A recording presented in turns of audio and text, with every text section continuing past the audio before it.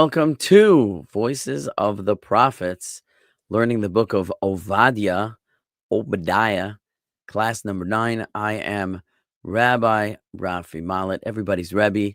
We have in the studio with us tonight Abigail, Yaakov, Ronald, and Cliff.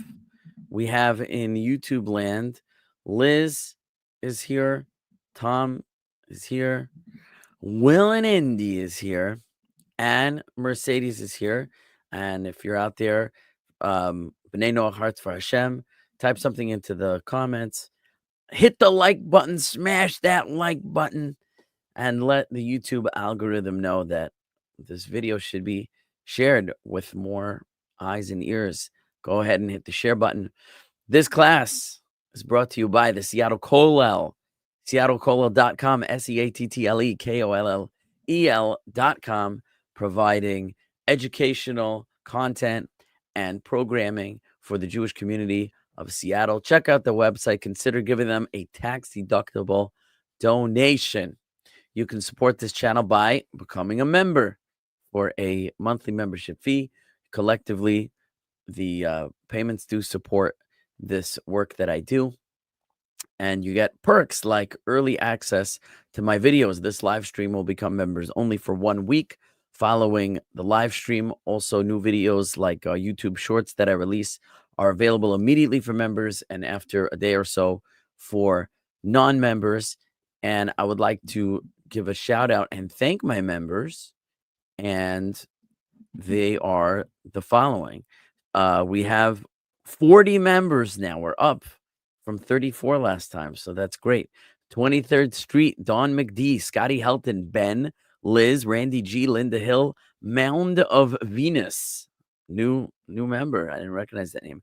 Mercedes Raquel, Will and Indy, Monique Letourneau, Dr. D to you.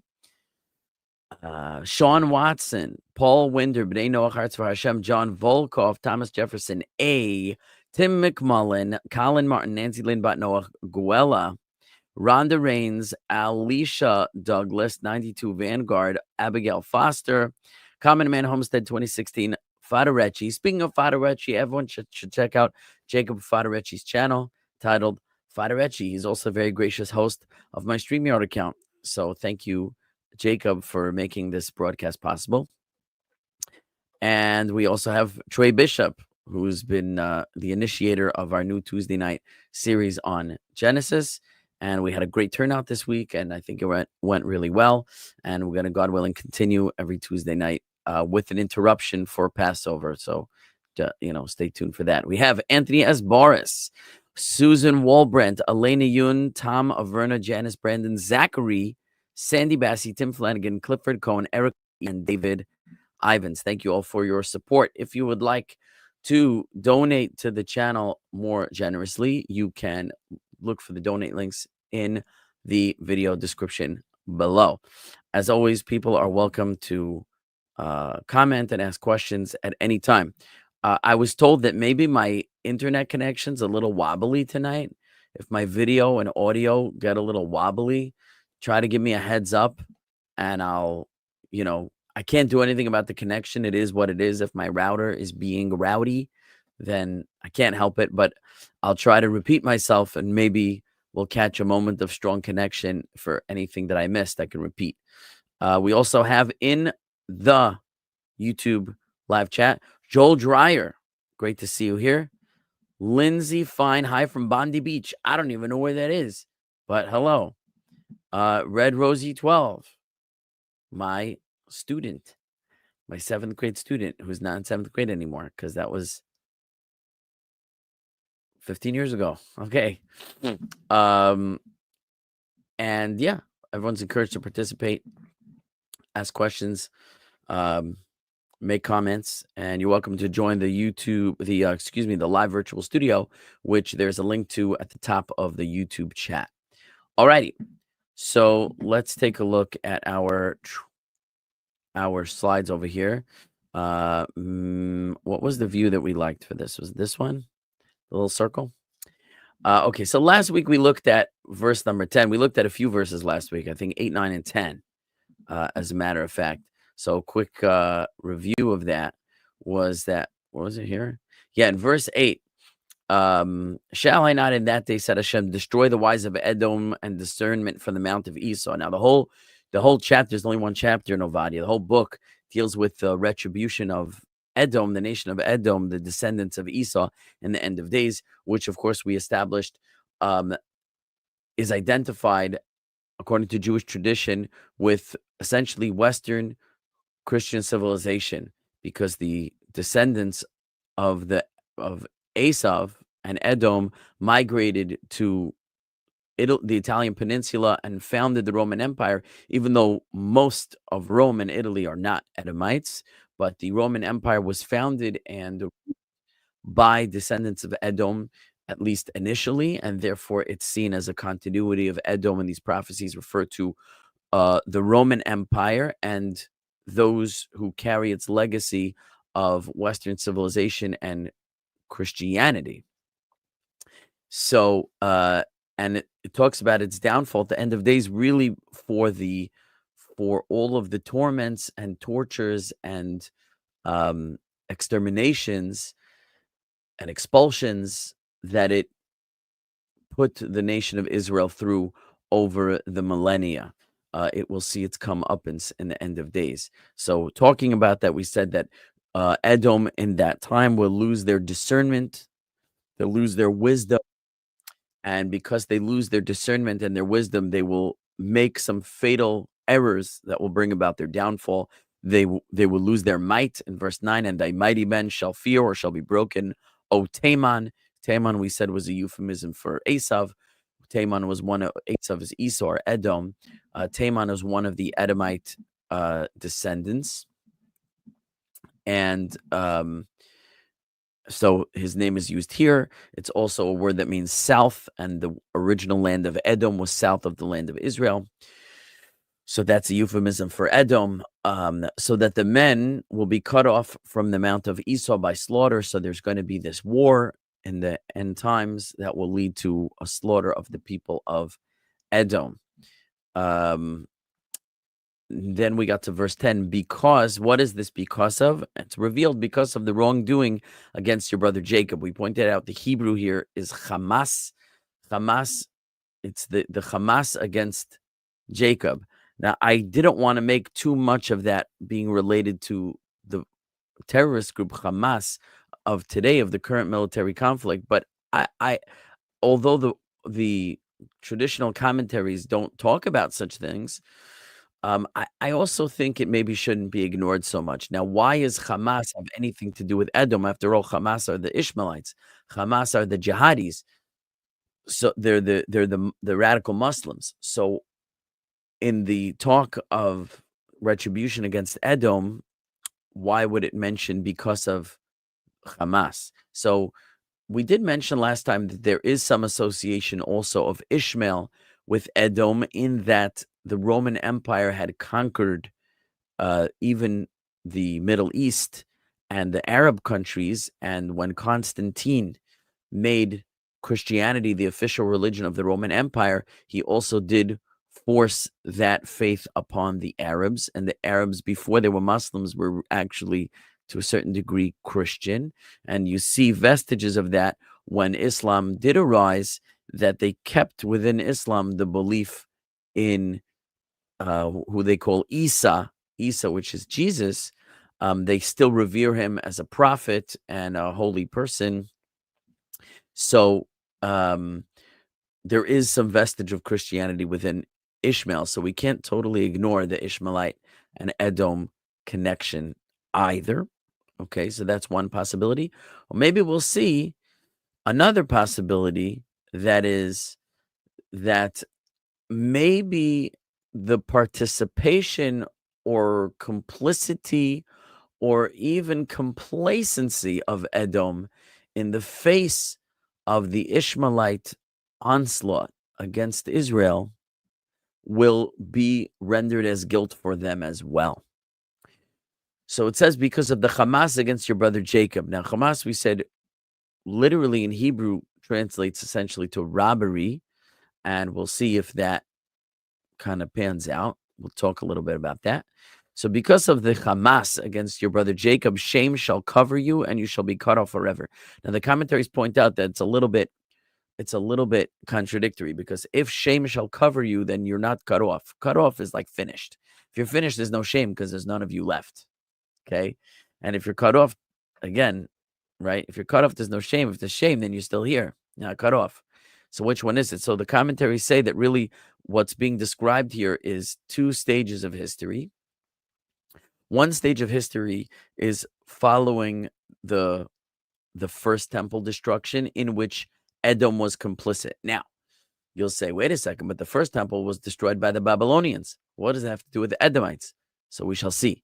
Okay. And the second stage is the destruction of the second temple, where the Romans were complicity in the destruction of the first temple. They will be covered with shame, but they won't be destroyed. However, because of their full guilt in the destruction of the second temple, they will be, so to speak, utterly destroyed ultimately as a result of that. Okay, so let's continue. We mentioned last week that Hamas in the Hebrew is translated in the Aramaic as chatof, which literally means, even in Hebrew, to grab, to steal. And it could even be related to kidnapping. So I wanted to say, maybe because of the taking of hostages or prisoners from Jacob, you, Edom, will be covered in shame. Now that certainly applies today to Hamas, the entity we know as Hamas. However, it could also refer to the Romans, and, well, let's call it the Romans, okay? Even in the time of the Babylonians, in the first temple, Judah was conquered by Babylonia. The first temple was destroyed, and the Babylonians carried off Judah into captivity. And if Edom was complicit in that, then they share guilt for the Hamas, the grabbing, the stealing, the abducting of Jacob. And certainly in the second temple, when the Romans themselves destroyed the temple and brought the Jews into Roman captivity, they are complicit and guilty. So I think all those meanings can be understood here. Now we're up to verse number 11, which is where we'll begin tonight. Everything until now was more or less reflection on what we said before. Any questions or comments before we continue?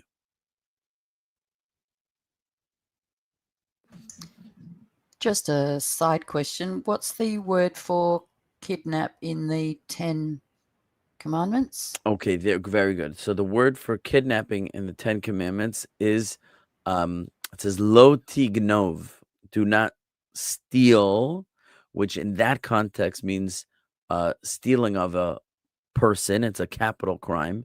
Stealing money is not a capital crime in Jewish jurisprudence. It's a monetary crime, but a capital crime that is involved with stealing would be stealing a person. And there, the word is lignov.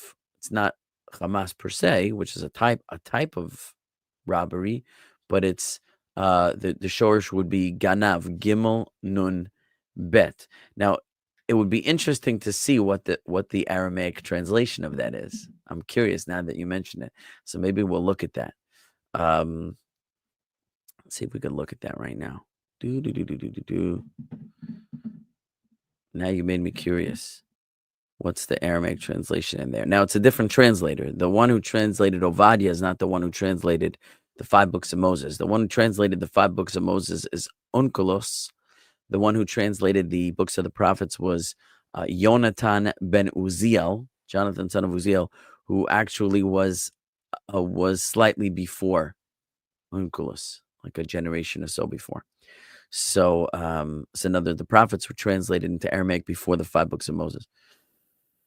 Let me see. That would be in Exodus chapter 20 about? It's in Yisro, isn't it? Yeah. So it's Exodus 20. So let's take a look. Let's peek at it. Oh, I forgot. There's a way to switch tabs automatically. Jacob taught me that trick, but I didn't do that. Okay. Okay, so this is Exodus 20, right? Did I share the right tab? No, I'm sharing. Yeah. Yeah, Exodus 20. Let me magnify it. Make it a little larger, okay? So, what does it say here? Okay. So, if you could see, lo tirtzach, do not murder. Lo tinaf, do not commit adultery. Lo tignov, do not steal. But in the context of capital crimes, it means do not kidnap. So here, if I go to, I want to go to Targumim, which is translations, and I go to the Targum of Onkelos, okay? So he says, he translates it much more directly. He says, la tignuv. Lo tignov in Hebrew becomes in Aramaic la tignuv. It's pretty much identical. So he doesn't use the same verb. Okay? Noteworthy. So I don't know what to make of that. But how do I share this tab instead? Okay. Back to the text here. Any other questions or comments before we go further? Lindsay Fine says she's in Sydney. So Bondi Beach is in Sydney. Wow, nice. We have quite a number of Australians in the house tonight. And Monique is here. All right. Everyone is welcome to comment. Let's go. So it says over here, I'll read it in the Hebrew and then we'll translate it, even though the translation's right there, but I'll try to correlate the translation, okay? It says this, Biyom amodcha mineged biyom shivos zorim chelo v'nochrim ba'u she'arav ve'al Yerushalayim yadu gorol gam ato ki achad mehem.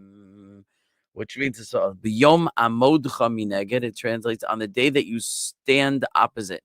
Now it's a little awkward that the day that you stand opposite. The translation is correct here that there's no tense. B'yom amodcha.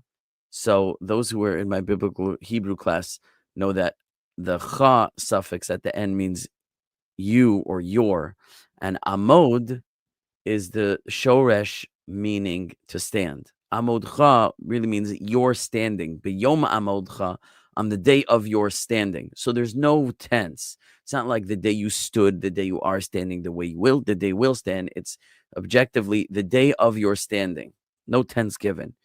So the translator made it present tense to sort of keep it parav, if you will, keep it in the middle, neutral.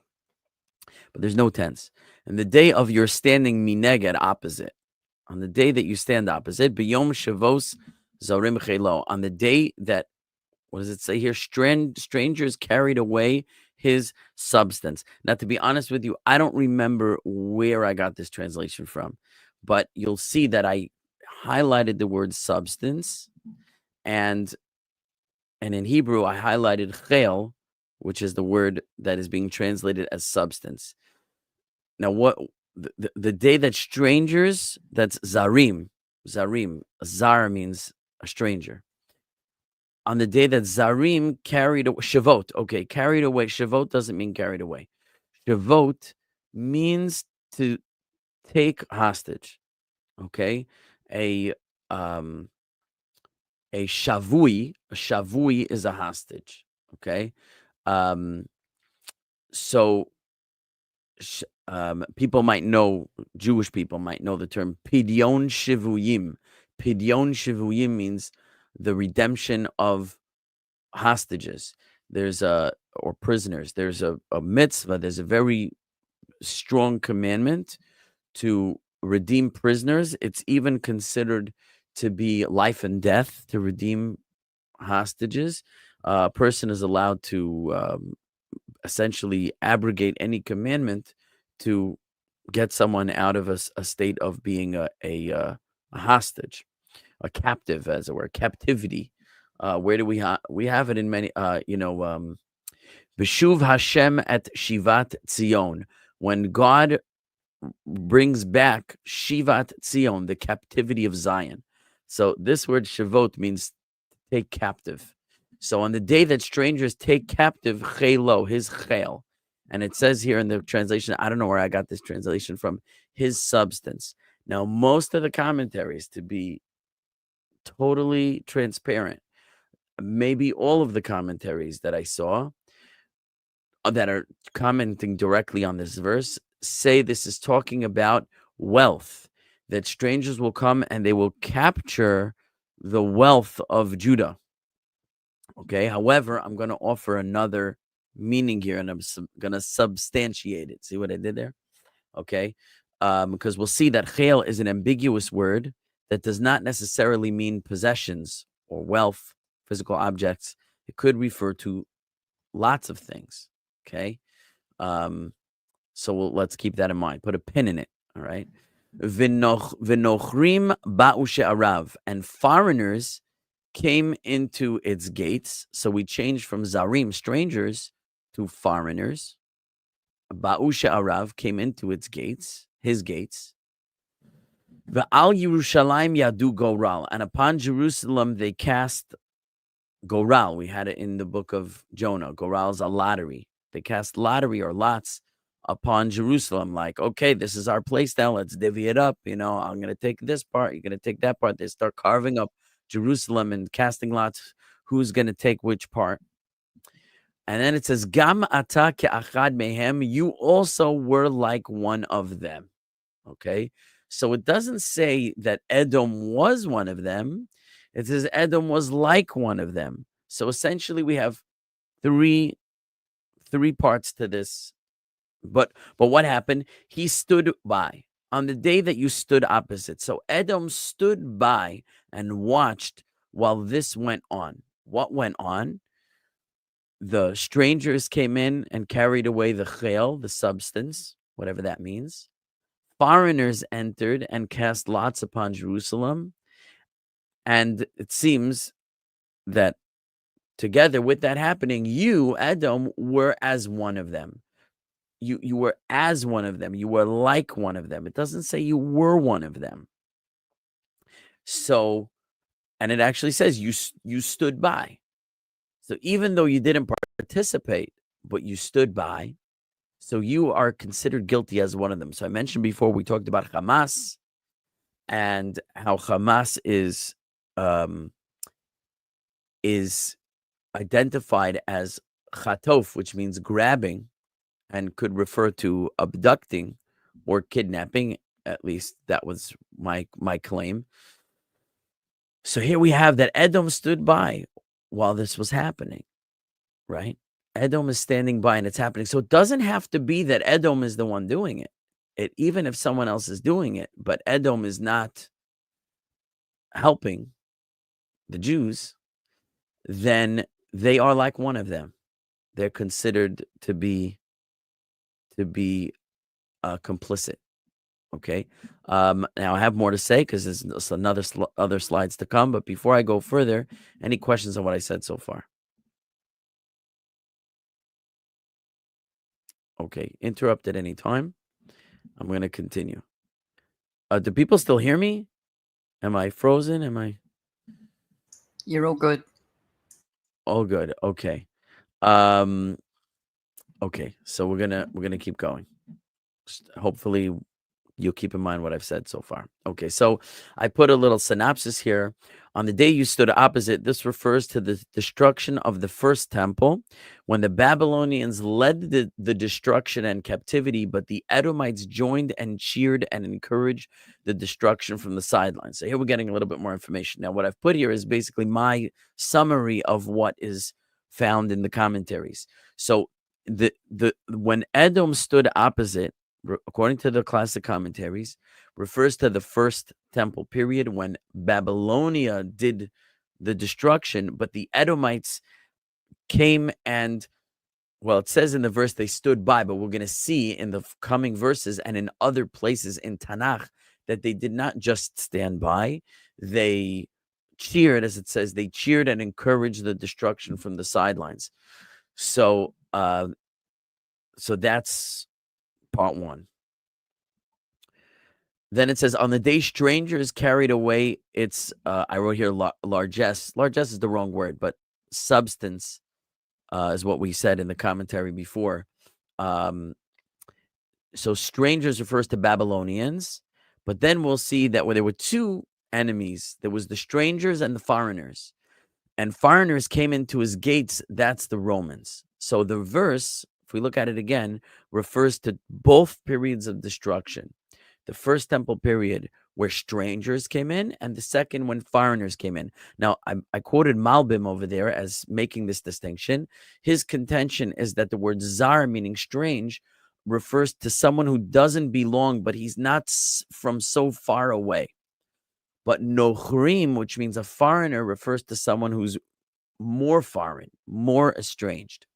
So, for example, in the Torah, when it talks about the certain parts of the Mishkan, the tabernacle, or certain services in the tabernacle where only a Kohen may proceed or only a Kohen may participate, it says, V'hazar hakarev yumat.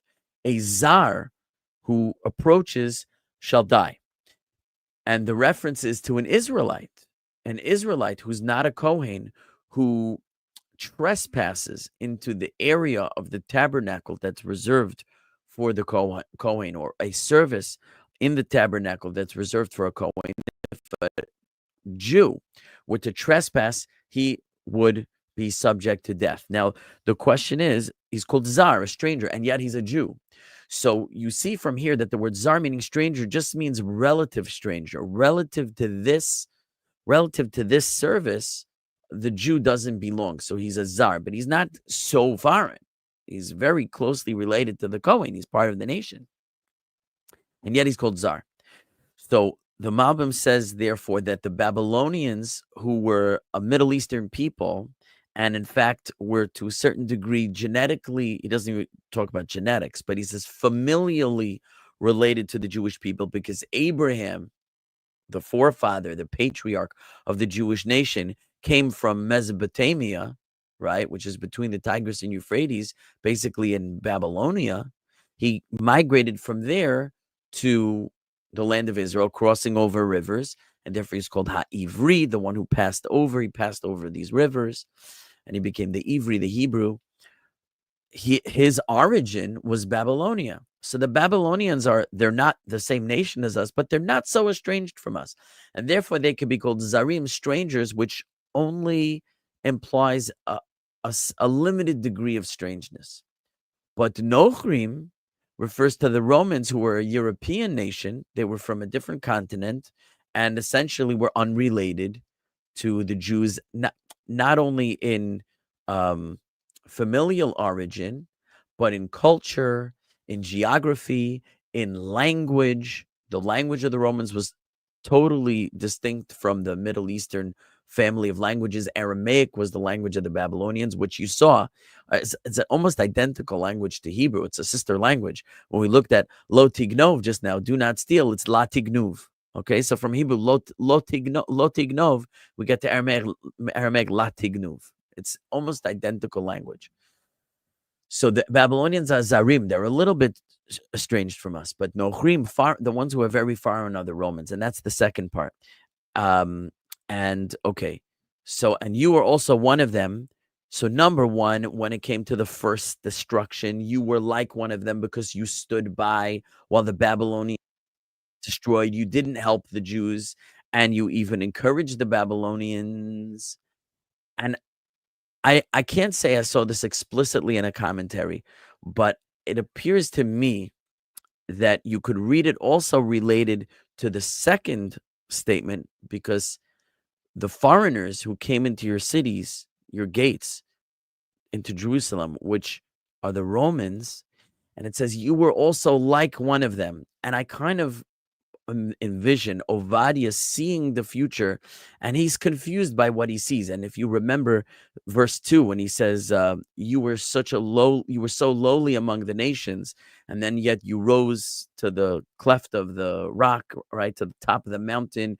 You rose into the sky like an eagle. You went out to the stars, right? But you were so lowly in your beginnings that again, it's the Malbim who says that Ovadia is like in wonderment, like, how could in the nation of Edom, which was such an insignificant nation in the Middle East, this people of Edom that was south of the land of Israel, that was a nothing burger in history, how could this small nation be kind of like the subject of the prophecies that I'm seeing of the Edom that is identified with the Roman Empire? That within his own prophecy, there's this tension of trying to square away the biblical Edom with the future Edom, the small Edom with the big Edom, the ancient Edom with Rome. And over here, I see it also that he's like seeing this vision of the future. He's seeing this vision of the destruction where it's the Romans, and yet somehow this Roman nation of foreigners is also identified with Edom. And his description of that, and again, I'll admit that this is kind of my own feeling for the verse, is, and you were also as one of them. Somehow you, Edom, that in his time, in the biblical time when Obadiah is speaking, that small Idumean nation that's south of Israel, somehow you are like the Romans. These Roman foreigners are coming in, and they're so foreign, and yet you are as one of them. It's as, in my vision, I somehow see that you and they are the same. And in one way, I know that you're not the same, but yet my prophecy is telling me that you somehow are the same. So that the first time with the Babylonians, you stood opposite. And yet the second time, this foreign nation came of Romans, and you were as one of them. It was as if you yourself were coming. And so there's this tension in the verse of they're foreigners, and yet it's you at the same time somehow. You could hear the tension in Obadiah's prophecy of trying to make sense of how the Edom that he knows in that day is identical in his vision of the destruction with this foreign nation. So I see that also in this verse, and that's the way I that's what I take from it. Okay, we still haven't explained what the chayil is, and I want to get there. I'll take any questions or comments. Rabbi, I know you touched on the different tense, so the future tense in the first part of the verse, and then obviously past tense. Can you just explain that again? Can you be specific? Which on the day that you stand. On the day that you stand. So there's no tense there. B'yom amodcha mineged means literally on the day of your standing. So amod is not a verb there, it's a noun. Your standing, your active standing, on the day of your standing opposite. So there's no tense. It doesn't say on the day you stood, on the day you are standing, or on the day you will stand. It is the day of your standing. That's the literal translation. This translation, I don't remember where it came from, says on the day that you stand. They're sort of taking the middle road of neutral present tense, even though there's no tense here at all. And then in context, it matches with the past tense of the rest of the verse. Well, okay. So let's examine the tense in the verse. The next phrase, biyom shavot zarim chelo, on the day that strangers captured, if you will, his chel, okay, is also, there's no tense there because it's nouns. On the day that strangers, it's not that captured. It's not captured past tense. Shavot is, again, it's a noun. On the day of the capturing of strangers of your substance. So it doesn't indicate any tense there at all. But the next phrase, v'nochrim ba'u she'arav, and foreigners came, past tense, into his gates. Okay, there is a past tense. Al Yerushalayim yadu goral, and upon Jerusalem they cast a lottery. That's past tense. And then it says gam atake achad mehem. There's no tense. Also you, literally, there's no verb in the sentence. Also you, gam atake achad, like one mehem of them. Also you, like one of them. So the translator putting you were is just trying to make it fit with the previous two phrases that's past tense. So the only tense that's explicit in this verse is past. The first two phrases are neutral in tense. The last phrase is neutral in tense. But the foreigners coming into your gates and casting a lot upon Jerusalem is past tense. They came, they cast. Okay. Now, as far as past tense, we already established that the prophet, when he's prophesying about something that will happen, and this is very consistent. I shouldn't say it's consistent. It's consistently inconsistent, is what I'll say. Throughout prophecies, the tenses switch feverishly. The tenses are all over the place in prophecies because it's almost a prophecy almost has a timeless quality. It could be talking about the future, but it could also be describing something that will happen as though it happened in the past because the prophet is seeing it as an event that either is taking place in front of his eyes in the vision or he's looking at it as like from a future vantage point, like his mind is in the future looking back and seeing it as the past. So when prophets speak, the, there's no real consistency about what tense they'll use. But what I think is clear is Ovadia is speaking about something that will happen. The only thing anyone disagrees about in the commentaries is which period of history is Ovadia talking about? Is he talking about the first temple destruction of the Edomites? Is he talking about the second temple destruction of the Romans? Or is he talking about something that's yet to come, that was yet to come after the time of the Romans, maybe happened before the present that I'm speaking to you now, maybe hasn't happened yet? There there's disagreement. But no matter where you land, Ovadia is not talking about something that already happened in his time. Because Ovadia is living, we talked about in the time of Elijah the prophet. It's during the first temple period. The destruction hadn't taken place yet. So even if the earliest event he could be describing is the destruction of the first temple, it hadn't happened yet. And yet he's speaking about it in the past tense. So past tense doesn't indicate that it's past. It indicates he is speaking as a prophet, as someone with a vision from the future looking back. Or, as others say, that because the word of a prophet is as though it has occurred, because the word of God, so to speak, as good as done, it'll be in the past tense. But even that we can question because we know that prophecies of destruction can be averted through repentance, like we found in the book of Jonah very clearly. So, does that answer your question? Yes, it does. Very well. Thank you. Okay. Liz says, it sounds like someone might describe a dream. It happened while you were asleep, but you're telling someone like it's happening. Yeah, precisely so. Um, Excuse okay. me, Rabbi, your voice is a bit broken up again, but I think it's because someone has their mic unmuted because I can hear background sounds and Oh, that's I messing up also your hear sound. some background sound. I'm gonna mute other people's mics right now. How is my sound now? Well, if you turn your mic on and tell me. Much clearer. Yeah, that's much better. Okay. Um, okay, other people are saying that connectivity is fading in and out. I apologize about that. I'm not in control of my internet speed. If the pray to Hashem that the connection is strong. If you I, miss I really, something, I really think it's only because that other mic was open because that seems to have completely solved the problem. okay, for now. For now. Fine. Let's go on because I want to get to this chel. This chel is very, to me, it's significant. The commentaries are not bothered by this word. They all pretty much says it's wealth. I'm going to suggest it means something else, at least as well. I'm not saying exclusively something else, but I believe it includes something else. Okay, so that was what we said over here. The Edomites were complicit in the Babylonian destruction. Now, so the day the strangers carried away its chel, is the Babylonians, according to Malbim, and the foreigners are the Romans, as we described. Also, you were as one of them, though Ovadyah is prophesying toward the nation of Edom during his time. It's restating what I already said.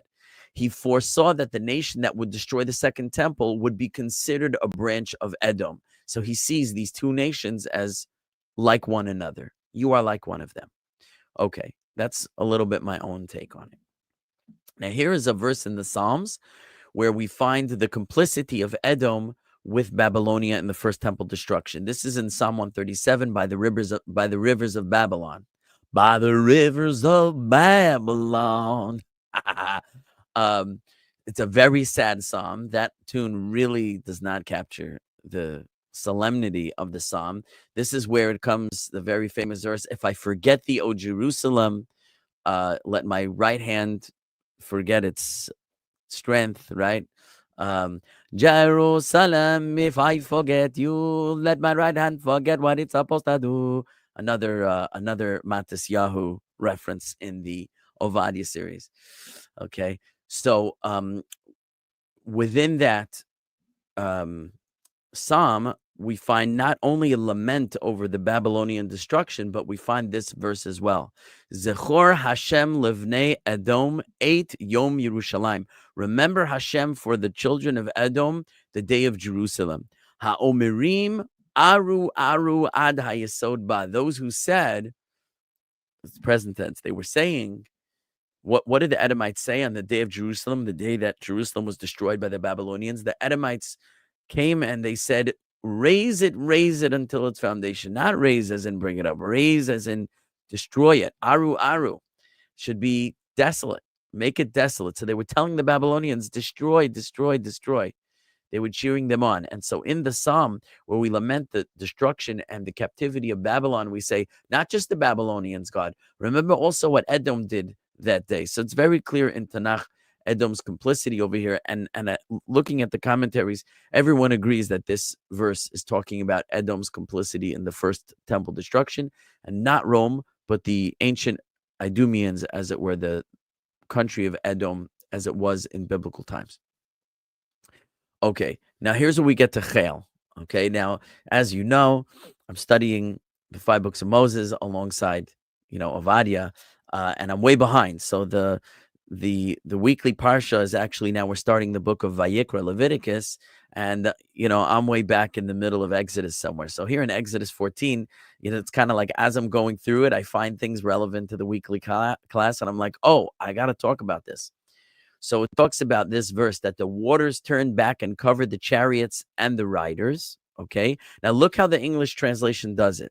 In Hebrew, it's Vayashuvu Hamayim, the waters returned. Vaychasu et harechev, and they covered the chariots, ve'et haparashim, and the riders. Lechol chel paro, which literally means to all the chel of Paro.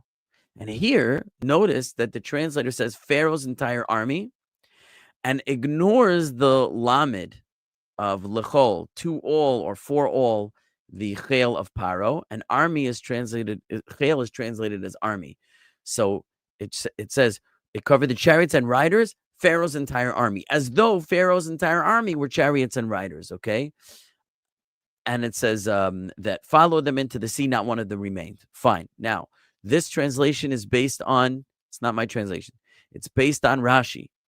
If you look at Rashi, here's Rashi's comment, and covered all the chariots and all the forces of Pharaoh. Now, notice here, it says, and all the forces of Pharaoh, but it doesn't really say and. It says, L'chol chel Paro, to all the forces of Pharaoh, or for all the forces of Pharaoh, and forces being what it said here, army, right? Here it's forces.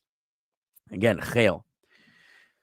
So Rashi says, in regard to the lamed of lechol, this is the way of scriptural verses of biblical Hebrew to write a redundant lamed. It is only an elegancy of style, meaning the lamed doesn't actually add anything to the meaning of the verse, but it's stylistic, it's poetic, it kind of creates a certain flow of the language that is pleasant, and we don't have to be concerned about a translation for this lamed that seems out of place. we can ignore it. It's just elegancy of style. We could call it poetic.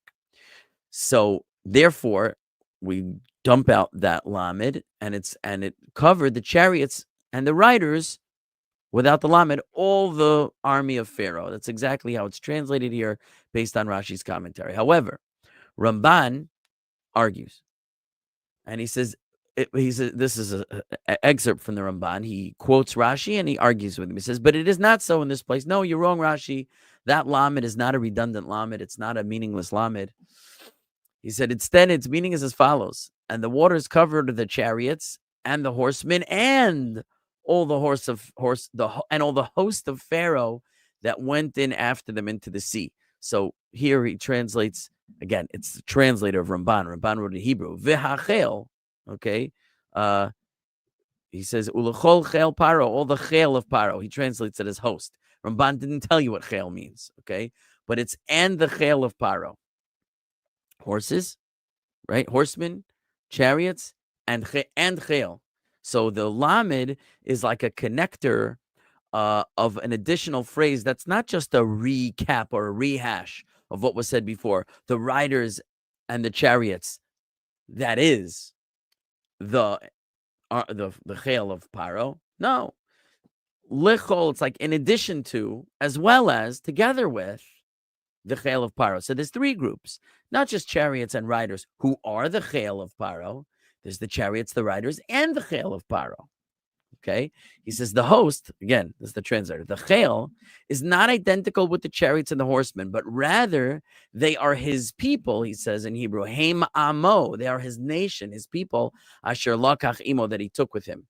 The people, if you will, the mass of people that Pharaoh took with him, the people are called chel.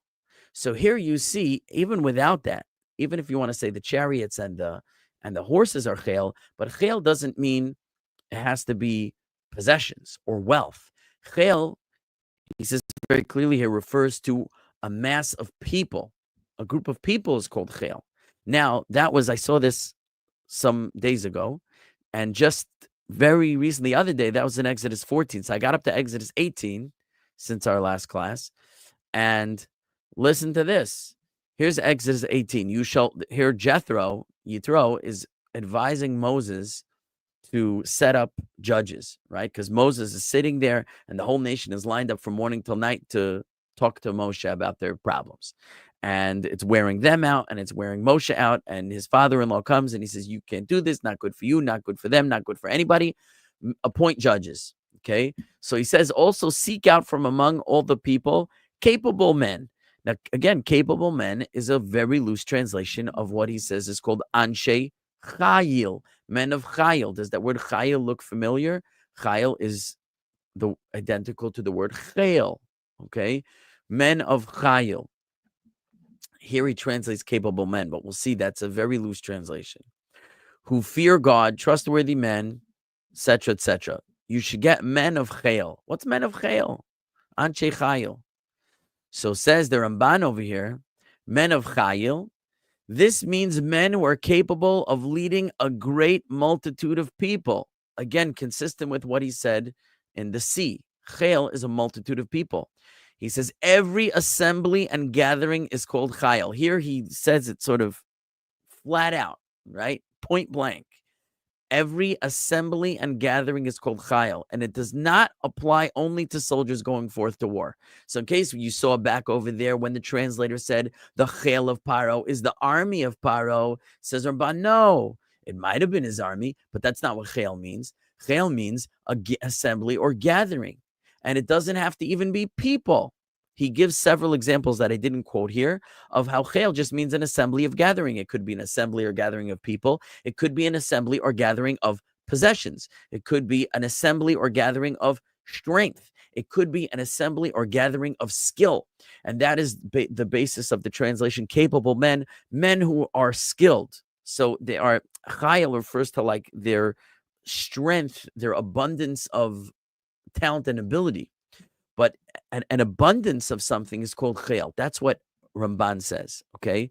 So now, when we get back to our verse that we started with, of on the day they stood aside, on the day that strangers shavot, again, shavot means captivity, took into captivity chayil, a gathering or an abundance of what? It could be people. This could be referring to carrying away people as prisoners. So again, while the translators, the commentaries seem to want to relate this to possessions, I also see over here a reference to human captivity. So what I summarized over here is like I titled this slide "Thoughts." Okay, could this refer to the current conflict? Meaning, the prophecies can refer simultaneously to different things, as we've seen that many times an event that's recorded in our history is sort of a signpost for a future event that will take place with the children of the future generations. So could this, aside from maybe the more direct references to the destruction of the Babylonians, the Romans, etc., could this refer to the current conflict when Gazans invaded Israel? Hamas took prisoners, Shavot Zarim Chelo. The strangers came in and took, right? And many Western nations stood by and did not help Israel. Where was Edom? Where were the Western nations? They did nothing. Where was the Red Cross? You remember the Red Cross? The cross is a religious symbol. That's why the Jews have the red Star of David, Magen David Adom, and the Muslims have the Red Crescent. The Red Cross didn't visit the hostages. They never came to check on them. They never went to make sure they were being fed, they were being given medicine that they needed. No, there's not a word, not a peep from the Red Cross, from Amnesty International, from any of these humanitarian organizations. Nothing, not a peep for the Jewish prisoners. Where were the Western countries? They stood by and did nothing. And upon Jerusalem, they cast lots. The present invasion by Gaza was deemed Al-Aqsa flood. Now, what's Al-Aqsa flood? They wanted to flood the land of Israel, and they wanted to reach Al-Aqsa, which is in Jerusalem. They wanted to conquer Jerusalem. So they were aiming to conquer Jerusalem, where Al-Aqsa Mosque is.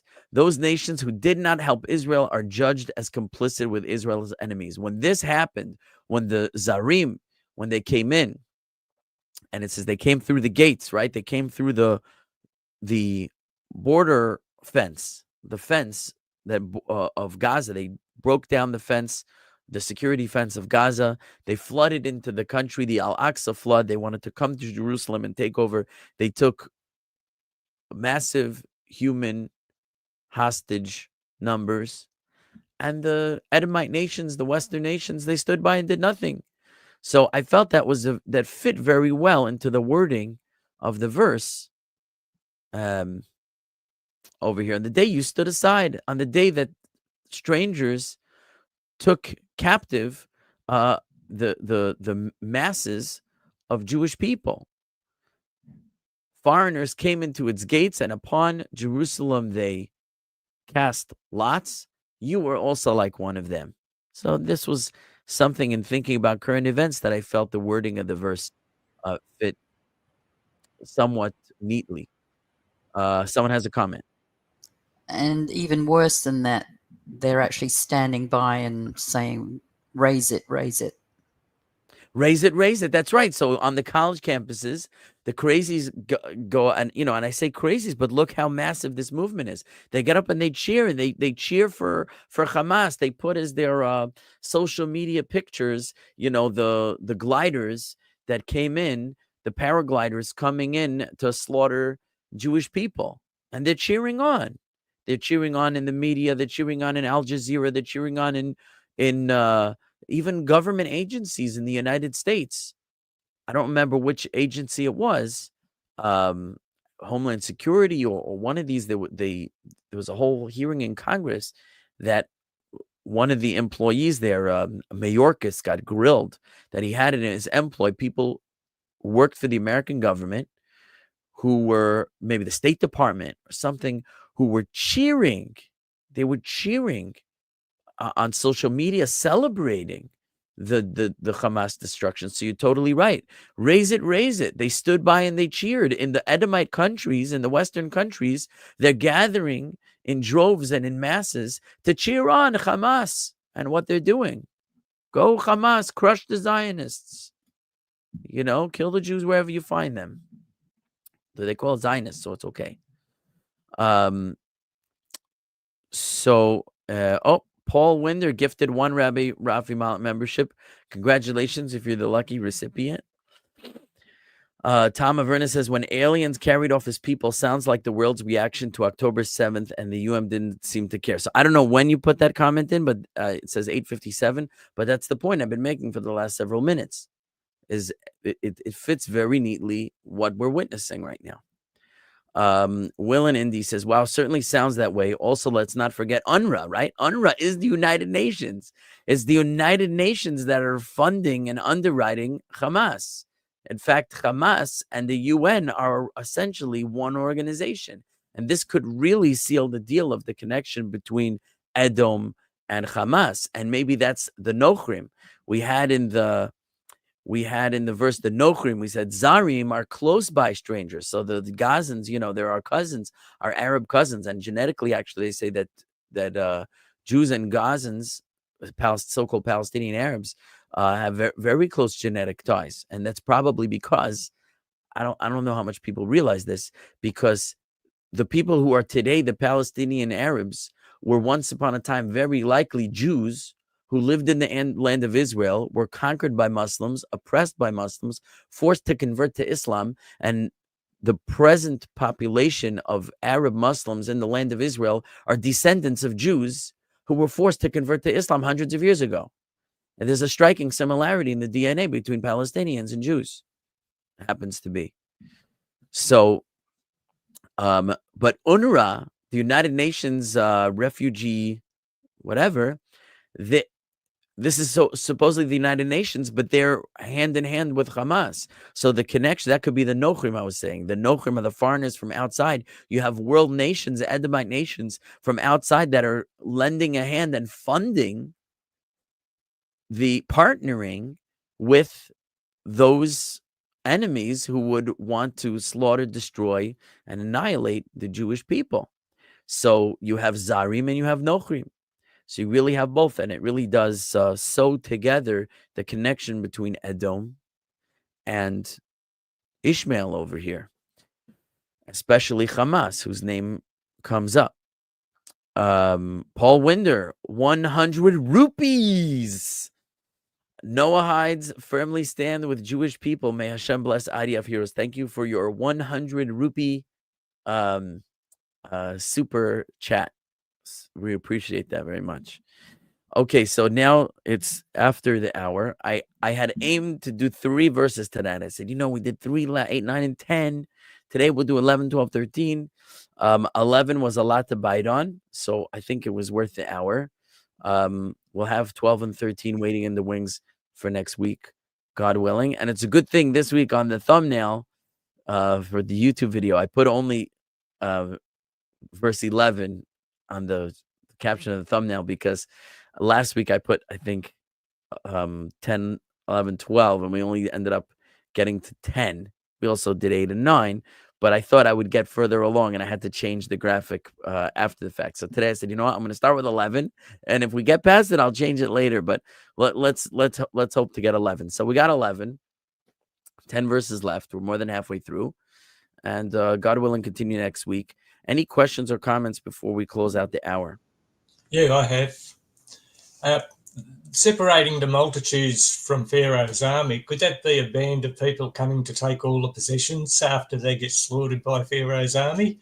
And also that we had civilians, I've seen footage of civilians coming in on push bikes and that after the soldiers had come through to attack on October 7th, and they were doing the same thing, coming in to steal the possessions.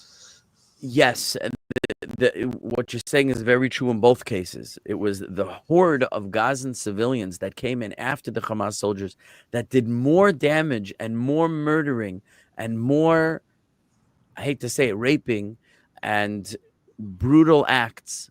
Worse than the Hamas fighters,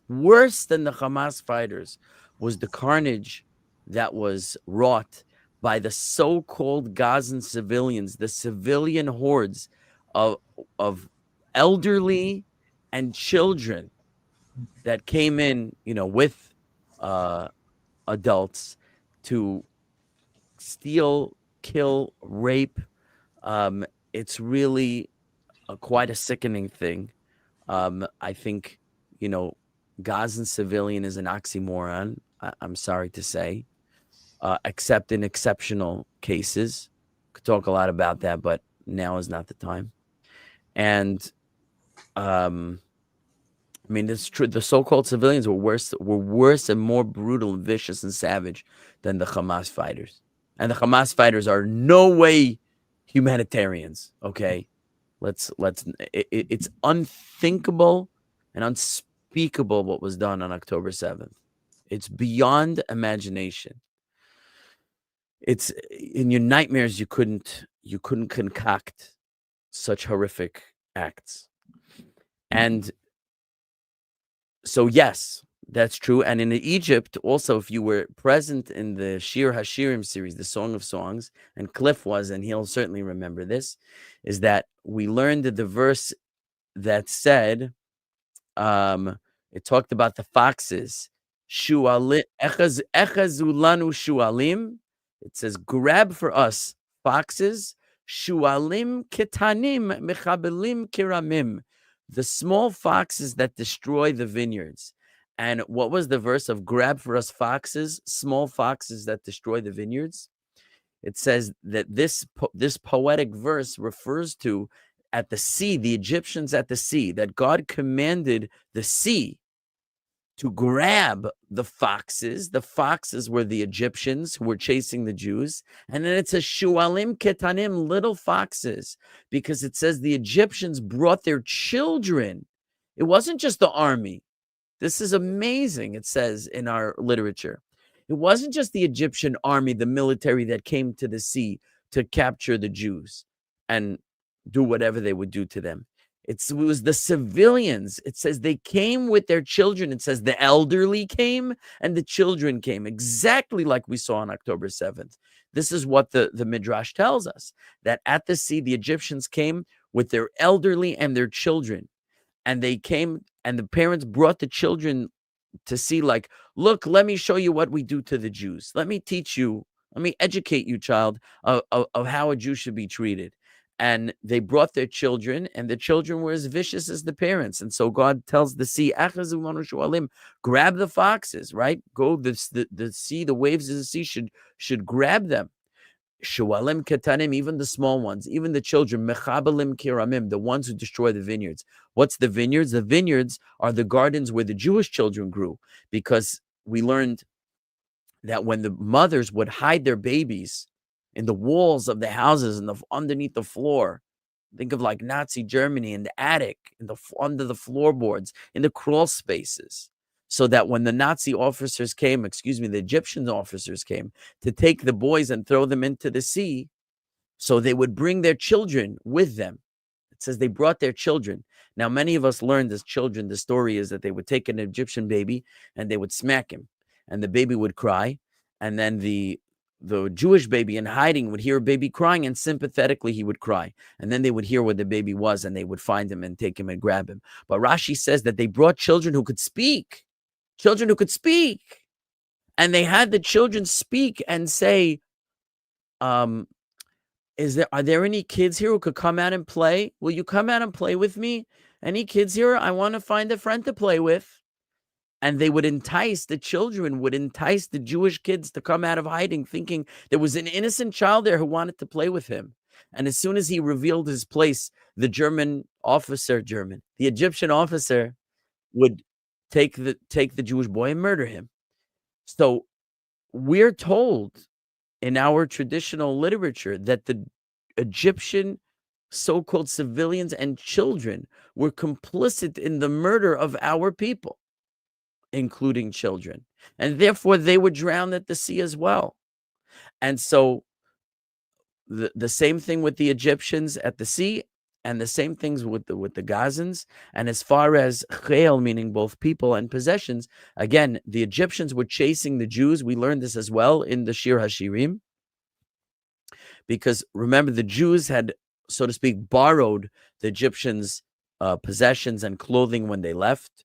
Now, that doesn't seem very honest, but there are many explanations for that. The Egyptians confiscated it from the Jews when they made them their slaves. They were really only taking back that which was theirs. They had years and years of unpaid labor that, we could justify. But the Egyptians were so upset when the Jews left and all their treasures were gone. It says that Pharaoh opened up his own treasure house. And he said to the Egyptians, take whatever you want, but come with me, follow. If you want to get rich, he enticed them with money. You can take anything you want from my treasure house, but follow me to get the Jews back. And it says they went and they grabbed treasures and they carried the treasures with them into the desert to chase the Jews. And that's why when the Egyptians were drowned, they washed up on the seashore with a tremendous amount of gold and silver and treasures that they brought from Pharaoh's treasure house, such that the treasures that the Jews were enriched with following the drowning of the Egyptians at sea was greater than what they left Egypt with, having borrowed from the, so to speak, borrowed money and wealth and possessions from the Egyptians. And remember, they told the Egyptians we're only going into the desert to worship and we'd be back in 3 days. But after 3 days went by and they didn't come back, so the Egyptians chased them. But they chased them with even more treasures. So the pursuit of the Jews was for the acquisition of wealth. And the word chel is very appropriately used for both a mass of possessions as well as a gathering of people. The application is appropriate for the context in the Egyptians, and it's appropriate for the context of the period that Ovadyah is speaking about, whether First Temple or Second Temple, and it's appropriate for the current conflict as well. So I hope that answers your question. Rabbi, do we have time for a question on one of your Exodus verses? This is a or good I can question. save it till next week.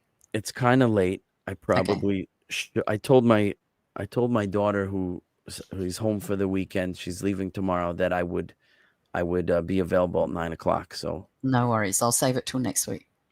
Okay. So thank you all for joining. God willing, we'll see you next week. We have